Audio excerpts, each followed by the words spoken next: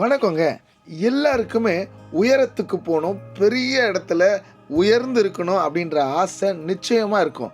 இப்படி உயர்ந்து இருக்கணும்னு சொன்னா, you need favour. To accelerate your life, God sends highly favoured people.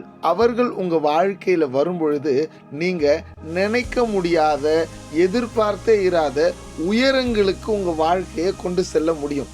But இந்த ஃபேவர் உங்களுக்கு வர்றதுக்கு முன்னாடி ஒரு ஈக்குவேஷனை நீங்கள் கற்றுக்கணும்.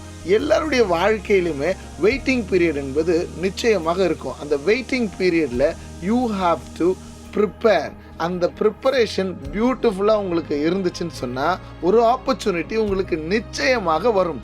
அதாவது waiting period, preparation plus opportunity, இது மூணுமே சந்திக்கிற தருணம் தாங்க உங்களுக்கு அந்த ஃபேவர் நிச்சயம் கிடைக்கும், அதாவது தயவு கிடைக்கும். இப்படி தான் வேதத்தில் எஸ்தர் என்கின்ற ஒரு மகள் இருந்தால் அவர்களுக்கு ஒரு ஃபேவர், பயங்கரமான ஃபேவர் கிடைச்சிது. அந்த ஃபேவர் வர்றதுக்கு முன்னாடியே அவர்களுக்கு ஒரு வெயிட்டிங் பீரியட் இருந்துச்சு. She prepared on the waiting period and ராஜாவின் சமூகத்தில் அவர்களுக்கு ஒரு ஆப்பர்ச்சுனிட்டி கிடைச்சிது.